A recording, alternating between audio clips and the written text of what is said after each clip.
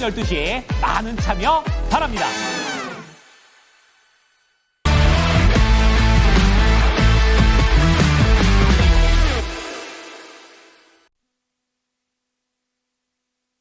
네, 프로의 시선으로 이어갑니다. 타이탄 파트너스의 윤여민 이사 함께하겠습니다. 어서 오십시오. 네, 안녕하십니까. 네, 시장 분위기 너무 좋죠. 네, 이 분위기를 잘 즐기고 계실지 궁금한데요. 네, 이사님께서 오늘 잡아오신 주제부터 같이 확인하겠습니다. 달라졌다고 표현을 하셨네요. 네, 달라진 국내 증시 다음 순환매 섹터는 가장 궁금하신 부분을 좀 긁어주실 것 같은데 바로 확인하겠습니다. 달라졌나요? 국내 증시? 네, 일단은 좀 많이 달라졌다라고 좀 생각이 드는데요. 네. 사실은 지지난주부터인가요? 이제 트럼프 행정부가 관세에 대한 부분을 상당히 얘기를 좀 많이 했었는데 그럼에도 불구하고 양 지수가 되게 견조하게 올라오는 모습을 좀 보면서 확실히 우리나라 시장이 좀 대외 변수에 좀 취약했던 옛날 모습이 좀 아니다라는 좀 생각을 하고 있고요. 그러한 측면에서 제가 볼 때는 이 관세와 관련된 부분들을 뭐 다시 한번 좀 체크해 볼 필요가 있지 않을까라는 좀 생각을 하고 있는데 사실 2월 3일이 우리나라에선 저점이었거든요. 네네. 2월 3일 날 뭐 코스피도 그렇고 뭐 삼성전자도 좀 저점이었는데 그때 당시가 이제 그 전주에 관련돼서 이 관세와 관련된 얘기들이 상당히 좀 강하게 나올 때였습니다. 네네. 첫 번째가 바로 이제 캐나다, 멕시코와 관련된 이제 관세 얘기가 좀 나왔는데 뭐 마약이라든지 뭐 인신매매 근절, 불법 이민 통제와 관련된 좀 다양한 제가 볼 때는 그 카테고리를 들어서 좀 국가 비상 사태로 좀 규정을 하면서 이제 어쨌든 캐나다, 멕시코에 뭐 25% 추가 관세를 부과하겠다라는 얘기가 좀 나왔었습니다. 물론 이제 그 이후에 협상을 통해서 이제 관세 유예가 됐습니다만 이런 부분이 어떻게 보면 이제 우리나라 시장 특히 2월 3일 월요일 날 상당히 강하게 좀 작용을 했다라고 좀 볼 수 있을 것 같고요. 그 이후에 이제 상호 무역 조치라고 해서 이제는 미국과 무역을 하는 나라에 동등하게 관세를 매기겠다라는 얘기가 좀 나왔죠. 상호 관세 때 조금 긴장했죠. 네, 많이 긴장했습니다. 네. 이제 어떻게 보면은 뭐 이런 거죠. 유럽 같은 경우, EU 같은 경우는 흔히 말해서 미국에서 수입하고 있는 차량에 대해서 뭐 10% 관세를 매기는데 뭐 이제 미국에서 EU로 들어오는 차량은 뭐 2.5% 이러다 보니까 이제 관세 형평성이 맞지 않는다. 그래서 상호 관세를 하겠다라는 얘기가 나왔는데 일단 요것도 지금 어쨌든 좀 유예가 됐죠. 4월 1일까지 권고안 제출을 하는 상황. 여기에 대해서 말씀하셨던 것처럼 우리나라도 긴장을 했습니다만 우리나라는 너무나 다행스럽게도 미국과 FTA를 체결을 했기 때문에 뭐 대부분의 품목 자체가 관세가 좀 부과되지 않는 그런 상황이다 보니까 물론 이제 추가적인 관세가 나올 수도 있겠습니다만 이러한 어떤 논점에서 좀 많이 벗어난 느낌은 분명히 있었다라고 좀 말씀드릴 수 있을 것 같고 여기에 대해서 세 번째로 또 나온 것이 뭐냐면 특정 상품 산업 보호를 하겠다는 겁니다. 그래서 반도체, 자동차, 의학품 뭐 여기에 또 원자재 봤을 때 구리 같은 이러한 좀 어떻게 보면은 산업별로 어떻게 보면 품목별로 좀 찍어서 관세를 매기려고 하는 좀 그런 부분이 있었다라고 말씀드릴 수 있을 것 같고 여기에 더해서 뭐 제가 볼 때는 이런 부분들 특히 이제 제가 볼 때는 이 어떻게 보면 철강 쪽 관련된 부분들 좀 많이 좀 제가 볼 때는 좀 이렇게 부각이 되고 있는 상황이라 볼 수 있을 것 같은데 이런 부분을 통해서 지금 어쨌든 트럼프 행정부가 세 가지 어떤 관세에 대한 정책을 분명히 내놨다라고 좀 말씀드릴 수 있을 것 같고 다만 이런 부분들이 증시에서 그렇게 좀 어떻게 보면 반응하지 않는 이유는 일단은 관세에 대한 부분이 트럼프 1기 때와는 확실히 좀 달라진 모습을 좀 보여주고 있다라고 좀 생각이 듭니다. 뭐냐면 이 관세에 대한 부분들을 무조건 무차별적으로 어떻게 보면 모두에게 좀 관세를 매긴다라는 것보다는 미국에서 봤을 때는 좀 형평성에 맞지 않는 그러다 보니까 좀 관행에 대한 부분 우리나라에 대한 그러니까 미국에서 봤을 때 우리나라에 대한 어떤 관세에 대한 부분들을 좀 기준을 잡는 좀 그런 어떤 도구로 사용하고 있다라고 좀 말씀드릴 수 있을 것 같고 그거에 더해서 제가 볼 때는 중국이 어느 정도 희생양이 될 수 있겠습니다만 어쨌든 중국 또한 협상을 하고 있다라고 볼 수 있을 것 같고 여기에 대해서 관세를 올리는 것은 사실 미국 입장에서 보게 된다고 하면 재정 적자를 어느 정도 해소시키려고 하는 또 수단으로 볼 수 있다라고 좀 말씀드릴 수 있을 것 같고 더 나아가서는 상대방에게 대부분 유리한 점을 취하기 위한 협상의 전략 카드로 쓴다라는 점에서 봤을 때 이제 1기 때와는 다르게 2기 때 특히 이제 전 세계 증시 같은 경우가 그래도 긴장을 하지만 경험을 했고 그러한 측면에서 또한 소프트하게 유예 기간을 주면서 어쨌든 협상을 할 수 있는 어떤 그런 상황이기 때문에 네네. 트럼프 일기 때와 이기는 좀 많이 달라졌다. 뭐 이러한 어떤 측면으로 봤을 때 지금 관세와 관련된 부분들이 상당히 얘기가 많이 나오고 있습니다만 그래도 증시 같은 경우는 그래도 훈풍이 불면서 반등세를 좀 이어가고 있지 않나 생각하고 있습니다. 다만 지금 시장에서 기를 못 피고 있는 게 대표적으로 자동차잖아요. 지금 네. 현대차고 기아를 대표적으로 보시면 신작가에서 한 4에서 5% 올라온 정도 그 위치인데 4월 2일에 관세 부과 발표하겠다라고 지금 예고가 된 상태고 1년 후에는 더 올리겠다 이렇게 얘기했거든요. 자동차는 많이 불편한 섹터로 봐야 될까요? 아직까지? 일단은 말씀하셨던 것처럼 지금 이 자동차 관련된 부분들, 특히 이제 반도체 자동차 관련된 쪽 같은 경우가 사실 조금 말씀하셨던 것처럼 이 4월 2일 전후로 해서 조금 움직임이 좀 나오지 않을까라는 좀 생각을 하고 있는데 네. 지금 말씀하셨던 것처럼 모두 25%로 관세 뭐 일어나는 얘기도 분명히 있다라고 좀 말씀드릴 수 있을 것 같고 철강 산업 관련돼서 지금 미국도 상당히 드라이브를 많이 걸고 있는 상황이기 때문에 자동차와 관련된 섹터는 저는 조금은 이 흐름을 지켜봐야 되지 않을까라는 좀 생각을 하고 있는데 네. 특히 여기에 더해서 이제 일본 같은 경우가 미국의 US 스틸에 오히려 인수보다는 투자를 좀 결정하면서 어쨌든 자국 산업에 대한 보호를 상당히 강하게 하고 있는 상황. 여기에 더해서 지금 테슬라의 CEO가 지금 도저로 들어간 상황에서 보조금 관련된 부분들을 많이 철폐하고 있는 상황이기 때문에 어떻게 보면 자동차 산업뿐만 아니라 전기차로 가는 상황에서 겪어야 할 진통들이 조금은 좀 있다라는 어떤 측면이고 네. 다만 이러한 부분들이 계속해서 좀 주가에 반영되고 있는 상황이다라고 좀 보시면 될 것 같습니다. 그래서 수출과 관련된 데이터가 조금은 제가 볼 때는 1분기 혹은 뭐 2분기 내로 약간의 변동성이 있을 것으로 보이고 있기 때문에 일단 자동차 섹터 같은 경우는 저점에 대한 확인이 먼저 필요하지 않을까라는 네. 좀 생각을 하고 있습니다. 그러네요. 네, 4월 2일에 폭탄을 맞게 될지 아니면 조금 더 홀가분하게 움직이게 될지 관건이 될 것 같은데 좀 신중론으로 얘기하셨어요. 조금 더 지켜보자라는 의견입니다.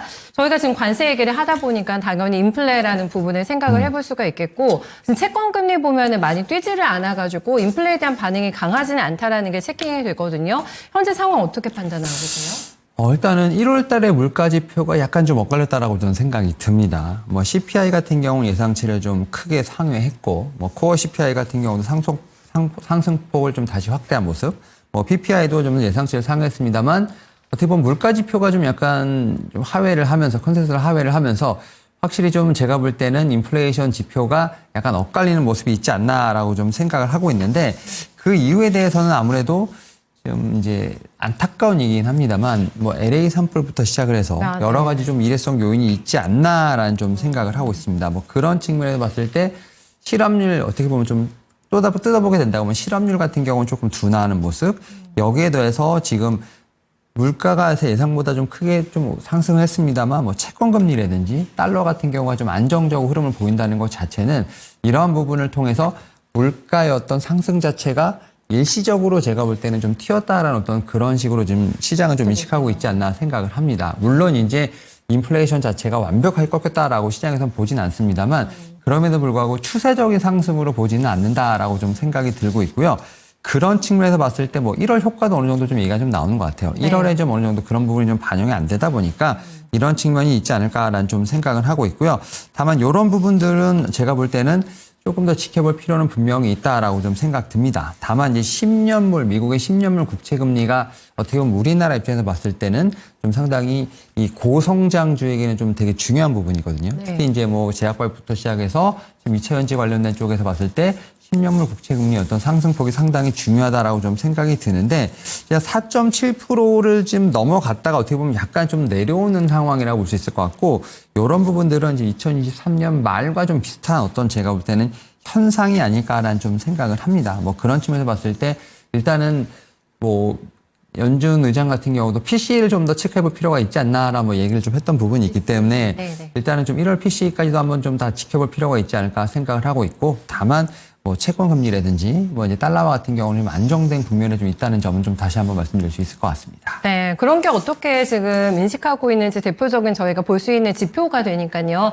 아직까지는 위험 징후가 포착되지 않고 있다라고 체크를 해두시면 될 것 같습니다. 우리 시장이 지금 달라졌다라는 표현을 조금 더 저희 구체적으로 들어가서 보고 싶은데 뉴욕이 물론 S&P 500이 최고점을 찍었습니다만 올라가는 속도가 좀 많이 둔탁해진 상태고 우리 증시가 미국자하고 요즘 단독적인 플레이가 많이 나오는 나오더라고요. 미국장이 밀릴 때도 우리 시장이 강하게 가고 이런 뻗어나가는 흐름을 보이게 되면서 정말 강해졌구나라는 생각을 좀 하게 되거든요. 근데 이런 부분은 정말 우리 증시에 뭔가 달라진 부분이 펀더멘털적으로 기대 요인이 있다라고 볼 수도 있는 건지 한번 좀 분석을 해주세요. 사실은 그 나스닥 같은 경우가 어떻게 보면은 작년 같은 경우 우리가 지금 생각했던 것보다는 상당히 좋은 모습을 좀 보였죠. 특히 나스닥 같은 경우 작년 같은 경우 지금 뭐 우리 하반기에 봤을 때 네. 우리나라 증시는 안 오르고 나스닥 증시만 계속 올라가는 좀 그런 모습이 좀 나왔고 네. 특히 코스피를 좀 기준으로 보면 우리나라 같은 경우는 작년 하반기에 거의 내리막길을 좀 걸었다라고 볼 수 있을 것 같습니다. 근데 달라진 점이 있다면 12월 말을 기점으로 해서 우리나라 증시는 어떻게 보면은 저점을 찍고 올라오는 방면 나스닥 같은 경우는 지금 12월 중순부터 시작해서 고점에서 횡보를 하는 흐름이 좀 나오고 있습니다. 네. 그러니까 사실 어떻게 보면 뭐 미국 증시 같은 경우는 고점에서 횡보를 하는 거기 때문에 움직임이 없어 보이긴 합니다만 이미 일단 어쨌든 정상으로 올라간 상황이고 우리나라 같은 경우는 저점을 찍고 지금 반등하는 상황이라고 좀 생각을 하면 될 것 같은데 일단 이런 측면에서 봤을 때 우리나라는 확실히 2,400선 이하에서 특히 이제 코스피를 기준으로 했을 때 12월에 한번 찍었던 부분이 락바텀이 되지 않나라는 좀 생각을 하고 있고요. 뭐 그런 측면에서 지금 오늘 2,666선까지 지금 올라온 모습, 어떻게 보면 2,670선 좀 가장 강력한 매물대를 좀 진입하기 위한 어떤 그런 움직임이 좀 나오고 있다라에 있는데 네. 이런 부분에서 분명히 좀 매물 소화 과정은 분명히 필요하지 않을까라는 좀 생각은 하고 있고 다만 사실은 이제 앞에서 말씀드렸던 것처럼 미국 증시에 비해서 우리나라는 좀 선반영이라는 부분을 너무 많이 했다는 생각이 듭니다. 이게 사실 우리나라 지수가 내려왔던 부분은 여러 가지 이유가 있습니다만 증시 측면에서 봤을 때 기업의 실적에 대한 부분들, 특히 이제 작년 4분기부터 어떻게 보면은 실적이 악화될 것이고 올해도 좋지 못할 것이다라는 부분이 사실은 주가에 좀 많이 반영이 됐다라는 좀 생각이 듭니다. 물론 이제 여러 가지 뭐 정치적 리스크도 있겠습니다만 우리나라 입장에서 특히 기업적인 입장에서 봤을 때 이런 주가에 대한 부분을 좀 기업의 실적과 좀 치환해 보게 된다고 하면 그런 부분들이 많이 좀 반영이 됐던 부분이라고 볼 수 있을 것 같고 그런 측면에서 밸류에이션이 너무 좀 과도하게 어떻게 보면 매력적인 구간으로 들어갔다는 점. 특히 이제 미국 같은 경우는 이제는 고평가 구간에 좀 들어가면서 어떻게 보면은 이제는 좀 비중을 줄여야 되는 것이 아니냐라는 좀 얘기가 나오는 상황에서 오히려 우리나라 지수 같은 경우는 너무나 싼 것이 아니냐라는 어떤 그러한 좀 밸류에이션 매력도가 올라가는 상황이기 때문에 네네. 오히려 우리나라 같은 경우가 좀 시장에서의 수급의 유입이 좀 제가 볼 때는 들어오고 있지 않나라고 좀 생각을 하고 있고요. 그런 측면에서 제가 볼 때는 우리나라 증시가 앞에서 말씀드렸던 2월 3일 저점을 좀 기준으로 해서 지금 뭐 코스피 코스닥이 상당히 강하게 올라오고 있다라고 좀 말씀드릴 수 있을 것 같습니다. 네. 다만 저희가 지금 밸류 매력에 의한 상승이라고 얘기를 해주셨는데 이게 조금 더 연속성을 가져가기 위해서는 많은 또 플러스 알파 조건들이 필요할 것 같긴 한데요. 일단 우리 시장은 아직까지도 밸류 매력 있다라는 판단은 맞으신 거죠? 일단 네, 여전히. 그렇습니다. 일단 네. 뭐 여전히 제가 볼 때는 상승에 대한 어떤 추가적인 상승은 있다라고 좀 말씀드릴 수 있을 것 같고 그 안에서 제가 볼 때는 섹터를 찾는 게 상당히 중요하지 않나 생각을 하고 있습니다. 네, 진짜 마지막 그게 이제 수익을 내는데 핵심 전략인데 순환매가 빠르잖아요. 네. 어떤 쪽에 대한 전략을 잡아주실지 섹터라든가 종목이나 저희가 지금 주목해야 되는 핵심 쪽이 어디라고 보세요?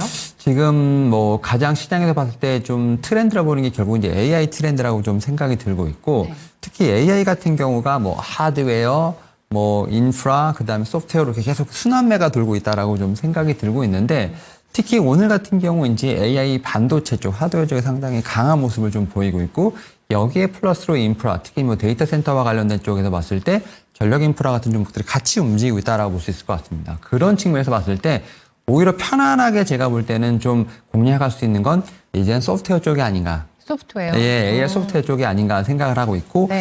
그 가운데서 제가 볼 때는 좀 쉬고 있는 종목들, 특히 LNM 쪽이라든지 또 이제 우리가 흔히 말하는 딥시크 쪽과 관련돼서 좀 체크해 볼 수 있는 종목들이 좀 몇 개 있다라고 좀 생각이 들고 있고요. 그 가운데 저는 이제 이스토프트를 좀 한 종목으로 좀 픽해왔다라고 좀 말씀드릴 수 있을 것 같은데 네. 이 회사 같은 경우 지금 AI 휴먼 서비스, 페르소닷 AI라든지 AI 검색 엔진 서비스, LN을 지금 어떻게 보면 고도화 작업을 위해서 사실 어떻게 보면 교환 사채를 좀 발행했다라고 좀 말씀드릴 수 있을 것 같고 특히 AI와 관련돼서 특히 검색 서비스 뭐 여전히 지금 딥시크뿐만 아니라 챗 GPT 특히 뭐 마이크로소프트 같은 경우 상당히 좀 올인을 하고 있는 상황이기 때문에 제가 볼 때는 이런 AI 트렌드 순환매 내에서 하드웨어, 인프라, 그 다음 소프트웨어가 아닐까라는 생각을 하고 있고 사실 AI 소프트웨어 관련된 종목들 같은 경우가 최근에는 조금 조정을 받으면서 좀 시장 관심에서 살짝 좀 멀어져 있는 상황이기 때문에 오히려 이런 종목들을 좀 편안하게 공략해 보시는 게 어떨까라고 좀 말씀드려 볼 수 있을 것 같습니다. 그러면은 지금 분류를 해주셨던 하드웨어, 인프라, 소프트웨어 쪽에서의 이게 비중을 둔다고 한다면은 소프트웨어에 대한 강점만 두시겠습니까? 아니면 같이 가는 속에서 이게 더 강할 거라고 보시는 거세요? 일단 저는 계속해서 좀 순환매가 돈다라고 생각을 하고 네. 있고 지금 AI 반도체 특히 이제 하드웨어 쪽에서 봤을 때 좀 시세가 나오고 있습니다만 몇몇 종목들 같은 경우는 이제 좀 고개를 들고 있는 상황이기 때문에 맞아요. 네. 하드웨어 쪽에서도 제가 볼 때는 조금 옥석가리가 필요한 상황. 다만 이제 52주 신고가 나오는 종목들이 있기 때문에 네. 그런 종목들에 대한 어떤 제가 볼 때는 옥석가리 필요하다고 본다고 하면 소프트웨어 쪽은 전체적으로 지금 시장 자체에서 좀 약간 좀 눈길이 좀 멀어진 상황이기 때문에 종목들을 잘 보게 된다고 하면 굳이 뭐 여러 종목들이 좀 다 같이 갈 수 있는 그런 상황이 아닐까 생각합니다. 네, 알겠습니다. 이렇게 약간 관심에서 또 소외가 되어 있을 때를 잘 잡아야 될 것 같다는 생각이 드네요. 네, 오늘 말씀 잘 들었습니다. 네, 감사합니다. 네, 국내 증시가 정말 많이 달라졌습니다. 이 달라진 배경은 무엇일까? 그리고 연속성이 있을까? 부분에 대한 퀘스천 마크 달고 계시잖아요. 모두 다 오케이 쪽으로 답변을 지금 내주고 있습니다. 그 안에서 지금 AI 쪽에서는 너무 많은 뭐 종목들과 섹터들이 있는데 지금 딥세크 관련해가지고 소프트웨어 쪽 많이 움직였잖아요. 아직까지 이쪽에서 굉장히 긍정적인 기대 모멘텀이 있기 때문에 눌려있는 종목들을 잘 확인해보자. 대표적으로 이스트소프트 언급해주고 있는데요. 네, 좋은 수익률 한번 기대해 보도록 하겠습니다. 네, 윤여민 이사와 함께 했습니다.